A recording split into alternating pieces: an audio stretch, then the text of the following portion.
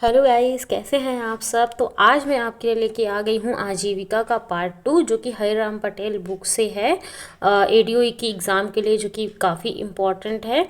तो चलिए स्टार्ट करते हैं। देखिए, ये हरित क्रांति में अन्य सहायक जो संस्थाएं थी वो क्या क्या हैं, ये हम लोग देखते हैं। कल मतलब प्रीवियस वीडियो में हमने हरित क्रांति कृषोन्नति योजना के बारे में पढ़ा था।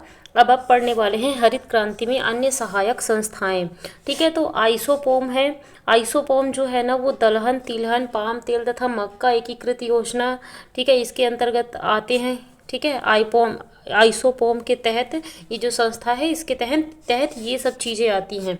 उसके बाद में नाफेड जो है ना, NAFED national agriculture cooperative marketing federation of India, ठीक है, ये 1958 में बना था। तो ये भी हरित क्रांति में ये भी संस्थाएं आ जाती है, नाफेड भी। फिर ट्राइफेड आ जाती हैं और फिर मार्कफेड आ जाता है। तो आइसोपोम का तो पता चल गया कि ये कि दलहन, तिलहन, पाम तेल और मक्का एकीकृत योजना है। ठीक है, और नाफेड जो है ना, national agriculture cooperative marketing federation of India, 1958, ठीक है, 1958 में नाफेड बना था।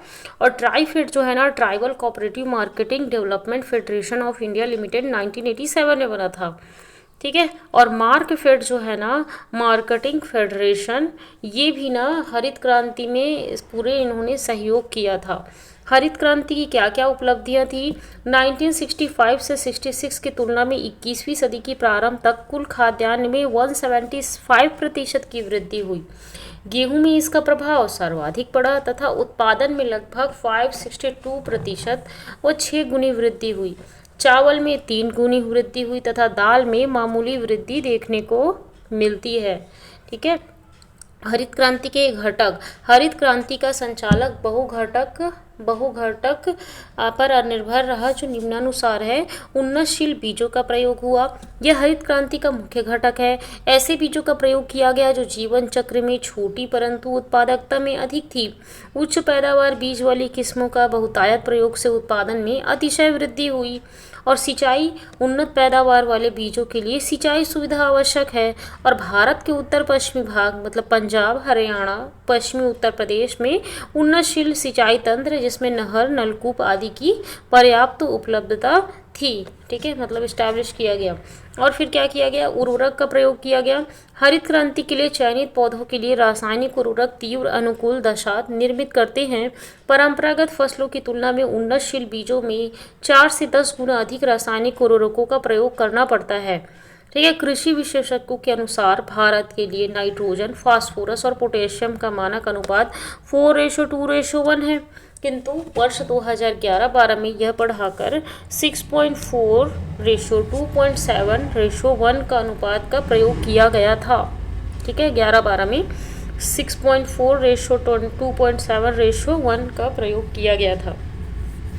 ठीक है, कीटनाशक रसायन। उन्नतशील उत्पादन वाले पौधों में रोग प्रतिरोधक क्षमता तुलनात्मक रूप से कम होती है। ठीक है, इसके संरक्षण के लिए कीटनाशक प्रयोग बढ़ा। भारत में कीटनाशक दवाओं का औसत प्रयोग 450 ग्राम प्रति हेक्टेयर से बढ़ाकर 1200 ग्राम प्रति हेक्टेयर हो गया। ठीक है, आधुनिक तकनीकी वाले उपकरणों का प्रयोग, ट्रैक्टर, थ्रेसर, डीजल व विद्युत चलित पंप सेट, ड्रिलर आदि के प्रयोग से श्रम ऊर्जा में कमी आई और हरित क्रांति को बढ़ावा मिला। ठीक है, देखो अब हरित क्रांति के क्या क्या प्रभाव थे। आज अगर उसमें उर्वरक न डालो तो कोई उत्पाद ही नहीं होगा, ये एस जॉल ने कहा। ठीक है, एस जॉल ने कहा। ठीक है, अब देखो सामाजिक प्रभाव क्या हुआ। हरित क्रांति के कारण से ग्रामीण कृषक समाज गतिशील एवं बाजार उन्मुख हो गया। ठीक है, गतिशील हुआ और बाजार उन्मुख हुआ। ठीक है, मार्केट की तरफ, मतलब कोई भी चीज़ जो प्रोडक्शन करता उसको बेचता था। भारतीय कृषि जीविकोपार्जन से बढ़कर ग्रामीण समाज के आय का मुख्य स्रोत बन गई। ठीक है, अब वो इनकम का स्रोत बन गई। किसान की आय में वृद्धि, उनकी सामाजिक परिस्थिति एवं शैक्षणिक स्तर में अभिवृद्धि हुई। ग्रामीण कृषि व्यवस्था स्वकेंद्रण के साथ आत्मनिर्भर अर्थव्यवस्था में परिवर्तन हुआ। बड़े व छोटे किसानों के मध्य आर्थिक असमानता की खाई की वृद्धि से आपसी संघर्ष बढ़ा। ठीक है, बड़े किसान लोग ज़्यादा प्रोडक्शन कर पाए और छोटे किसान उतना ज़्यादा नहीं कर पाए। ठीक है, और असमानता में वृद्धि हुई तो संघर्ष बढ़ा, महिलाओं की जीवन शैली पर व्यापक प्रभाव पड़ा। ठीक है, अब देखो आर्थिक प्रभाव क्या पड़ा। हरित हरित क्रांति के परिणाम स्वरूप नवीन मशीनों जैसे ट्रैक्टर, हार्वेस्टर, ट्यूबवेल, पंप आदि का अधिक मतलब प्रयोग हुआ, बढ़ा एवं कम श्रम में अधिक उत्पादन संभव हुआ। देश में खाद्यान्न उत्पादन व खाद्यान्न गहनता में अपेक्षित तीव्रता से वृद्धि हुई। कृषि में प्रयोग होने वाले मशीनों के अलावा कीटनाशकों, रासायनिक उर्वरकों की मांग में तीव्र वृद्धि के साथ इससे संबंधित उद्योगों का विकास हुआ और कृषि विकास के लिए आवश्यक अवसंरचनाएं, परिवहन सुविधा, भंडारण केंद्र, अनाज मंडी का विकास हुआ। किसानों की वित्तीय सहायता प्रदान करने हेतु वाणिज्यिक सहकारी बैंक, कोऑपरेटिव संस्थाओं का विकास हुआ, जिससे किसानों को ऋण सुविधा आसानी से उपलब्ध हुई। राजनीतिक प्रभाव क्या हुआ। हरित क्रांति के स्वतंत्रोत्तर भारत में जमींदार उन्मूलन, भूमि सुधार कानून जैसे कदमों के चलते समतामूलक समाज के निर्माण की दिशा में कार्य किया। किसान तथा उनसे संबंधित मुद्दों को केवल सामाजिक स्थानीय स्तर पर नहीं अपितु राष्ट्रीय स्तर पर महत्व दिया जाने लगा। ठीक है, कृषि संगठनों का विस्तार तथा ये एक दबाव समूह के रूप में निर्मित हुए। कृषि का जो संगठन था, ये पैसा आ गया था तो दबाव समूह के रूप में निर्मित हुए, जो कि गवर्नमेंट पे दबाव डाल सकते थे। किसान और किसान संबंधित मुद्दे देश के राजनीतिक दलों के लिए अब वोट बैंक का मुद्दा बना और इनकी पैरवी प्रत्येक दल ने बखूबी तरीके से की। ठीक है, मतलब अब वोट पाने के लिए हमको किसानों का भी थोड़ा सा सोचना पड़ेगा कि वो क्या चाहते हैं। इस तरीके से आर्थिक रूप से सशक्त बड़े किसानों ने स्थानीय राजनीति में भाग लेना प्रारंभ किया, जिससे राजनीति की शीर्ष पंक्ति में कृषक समुदाय का वर्चस्व बढ़ा।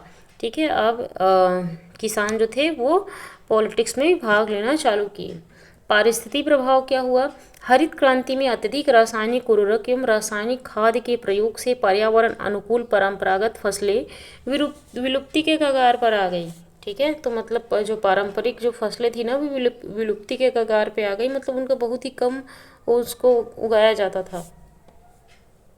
अत्यधिक सिंचाई से मृदा की क्षारीयता एवं लवणीयता में वृद्धि हुआ, जो वर्षा जल में नकारात्मक प्रभाव के रूप में दिखाई पड़ता है। कीटनाशकों के अति प्रयोग से पर्यावरण एवं आहार श्रृंखला क्या हुई, विषाक्त हुई। ठीक है, और भूजल स्तर में गिरावट दर्ज की गई तथा यह जल रसायन मात्रा की अधिकता के कारण प्रदूषित हो गया। जो भूजल था ना, जो एग्रीकल्चर में बहुत ज़्यादा जो केमिकल डाला जाता था, उसके कारण भूजल जो है वो क्या हुआ, प्रदूषित हो गया। नोट, पारिस्थिति के नकारात्मक प्रभाव को कम करने के लिए पुनः जैविक कृषि को बढ़ावा दिया जा रहा है। अब फिर से बोला जा रहा है कि जैविक कृषि किया जाए पहले की तरह। हरित क्रांति की थकान को मिटाने के लिए जैव उर्वरक राइजोबियम, नीलहरित शैवाल, एजिटोबैक्टर का प्रयोग बढ़ाया गया है। रासायनिक कीट नियंत्रण रसायनों के स्थान पर परजीवी, परभक्षी तथा नीम से बने कीटनाशकों का प्रयोग किया गया है। तो अभी के टाइम में थोड़ा सा बोल रहा है ना जैविक कृषि, तो जैविक कृषि में इसी चीज़ का यूज़ किया जाता है। ठीक है, रसायनों के स्थान पर परजीवी, परभक्षी और नीम से बने कीटनाशकों का ना प्रयोग किया जाता है। वर्ष 2016 में सिक्किम इस दिशा में एक मील का पत्थर साबित हुआ तथा स्वयं को सर्वप्रथम पूर्व जैविक राज्य घोषित किया सिक्किम। हाल ही में लक्षद्वीप, ठीक है, जो कि यूनियन टेरिटरीज है, लक्षद्वीप भारत का पहला जैविक केंद्र शासित प्रदेश घोषित किया गया एवं छत्तीसगढ़ की महत्वाकांक्षी नरवा गरवा घुरवा बारी योजना भी छत्तीसगढ़ को जैविक राज्य बनाने हेतु सहयोग कर रही है। ठीक है, ठीक है, आगे बढ़ते हैं। श्वेत क्रांति, ठीक है, प्रारंभ कब हुआ श्वेत क्रांति। श्वेत क्रांति 1970 में स्टार्ट हुआ। ठीक है, अब उद्देश्य क्या था इसका, दुग्ध उत्पादन में वृद्धि तथा किसानों की आय में वृद्धि करना। श्वेत वाइट कलर का दूध होता है। ठीक है, अन्य नाम क्या था, ऑपरेशन फ्लड नाम था इसका अन्य नाम। ठीक है, और श्वेत क्रांति के जनक कौन कहे जाते हैं, डॉक्टर वर्गीस कुरियन कहे जाते हैं। और जो संबंधित संस्थान कौन है, अमूल आणंद, जो कि अमूल कहाँ पे है, Anand milk union limited Gujarat में है। ये 1946 में लगा था इसका प्लांट। ठीक है, गुजरात के आणंद में Amul. National dairy research institute NDRI Karnal Haryana में, ये 1955 में लगाया गया। National dairy research institute NDRI Karnal Haryana 1955।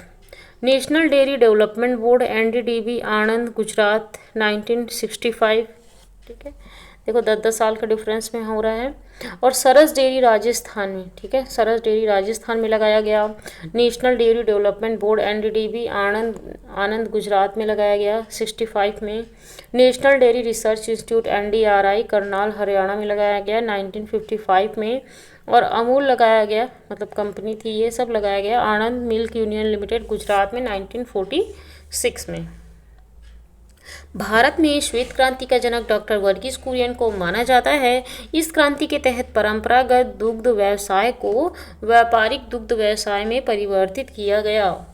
ठीक है, जो पारंपरिक दुग्ध व्यवसाय था ना, ठीक है, वह को व्यापारिक दुग्ध व्यवसाय में परिवर्तित किया। मतलब कि पहले जो सिर्फ हम अपने कंज्यूमर के लिए लोग जो करते थे दूध, मतलब गाय वाय पालते थे, तो अब वो व्यापारिक हो गया, बेचने के लिए हो गया।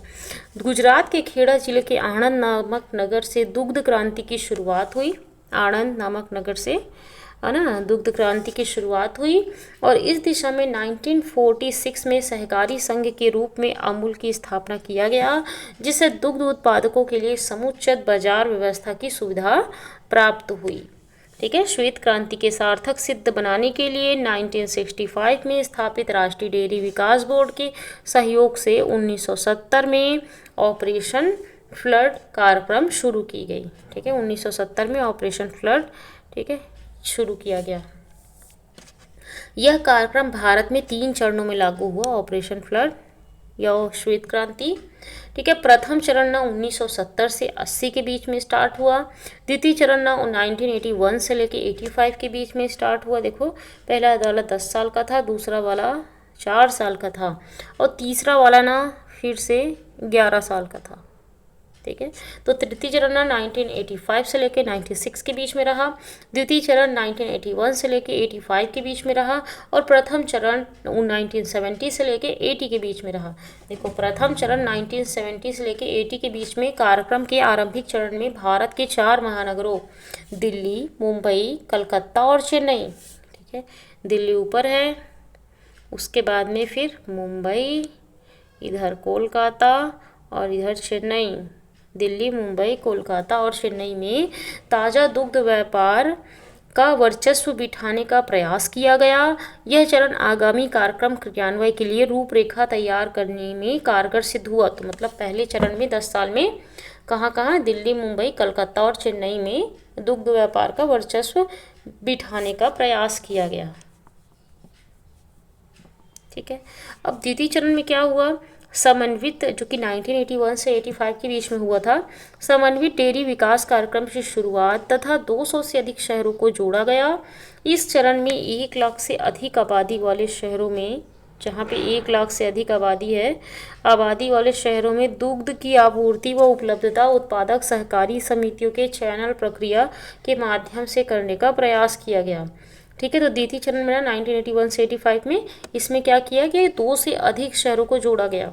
और इस चरण में 1 लाख से अधिक आबादी वाले शहरों में दुग्ध की आपूर्ति व उपलब्धता उत्पादक सहकारी समितियों के चैनल प्रक्रिया के माध्यम से करने का प्रयास किया गया, सहकारी समिति के माध्यम से। तृतीय चरण में ना 1985 से 96 के बीच में हुआ तृतीय चरण, और यह दौर सहकारी समितियों को आत्मनिर्भर बनाने का दौर था। ठीक है, सहकारी समितियों को आत्मनिर्भर बनाने का दौर था, जिसे सफल बनाने के लिए अंतर्राष्ट्रीय वित्तीय संस्था विश्व बैंक ने $360 मिलियन का निवेश किया। किसने किया? तृतीय चरण में विश्व बैंक ने 360 मिलियन का निवेश किया। इस चरण में पशु नस्ल सुधार, दुग्ध उत्पाद में वृद्धि, दुग्ध व्यापार में वृद्धि, पशु स्वास्थ्य सुधार तथा पशु पोषण में अनुसंधान जैसी क्रियाविधि संपन्न हुई। इसके अंतर्गत भारत के सभी राज्यों व केंद्र शासित प्रदेशों को शामिल किया गया। तृतीय चरण के भी सब शामिल हो गए। ठीक है, अब देखो, पश्चिमी राज्यों में पूर्वी राज्यों की तुलना में श्वेत क्रांति के अधिक प्रसार का क्या कारण था। ठीक है, पश्चिमी राज्यों में पश्चिमी राज्य मतलब पंजाब वगैरह, हरियाणा। ठीक है। पूर्वी राज्यों की तुलना में महाराष्ट्र व गुजरात के बड़े शहरों में दुग्ध की तीव्र मांग, ठीक है, महाराष्ट्र और गुजरात में दूध की बहुत ज़्यादा मांग थी, इस कारण उधर ज़्यादा फैला। राजस्थान, गुजरात, मध्य प्रदेश, पश्चिमी उत्तर प्रदेश जैसे विकसित मैदानी राज्यों में चाय की पर्याप्त उपलब्धता, जिससे पशुपालन का विकास हुआ। ठीक है, चाय की उपलब्धता थी जिससे पशुपालन का विकास हुआ। जबकि पूर्वी राज्यों में ना जनसंख्या दबाव में वृद्धि से, ठीक है, जनसंख्या ज़्यादा थी, इन क्षेत्रों में खाद्यान्न कृषि होती है। ठीक है, खाद्यान्न कृषि मतलब ऐसी कृषि जिसमें सिर्फ लोग अपने लिए उगाते हैं और बस खुद ही खाते हैं, मतलब थोड़ा बहुत ही बेच पाते हैं, ऐसा वाला। ठीक है, विकास हो। जबकि पूर्वी राज्यों में जनसंख्या दबाव में वृद्धि, पूर्वी राज्य मतलब कि हमारा मिडिल वाला एरिया, ठीक है, यूपी वगैरह और छत्तीसगढ़ ही बोल लो, मध्य प्रदेश के भी कुछ भाग बोल लो, वेस्ट बंगाल और बिहार। ठीक है। पश्चिम के क्षेत्रों पर मुलायम घास के उत्पाद के लिए अनुकूल वातावरण, ठीक है, पश्चिम क्षेत्र में ना घास के मैदान के लिए ना अनुकूल वातावरण था। अगर घास मुलायम होगा तो जानवरों को खिलाने के लिए आसानी होगा और जानवरों को चारा चाहिए होता है। दिल्ली, मुंबई, अहमदाबाद, जयपुर जैसे बड़े बाजार से निकटता एवं कनेक्टिविटी के कारण पश्चिमी राज्यों में पूर्वी राज्यों की तुलना में श्वेत क्रांति अधिक प्रसार हुआ। ठीक है। ठीक है, तो चलिए आज के लिए इतना ही। Bye bye.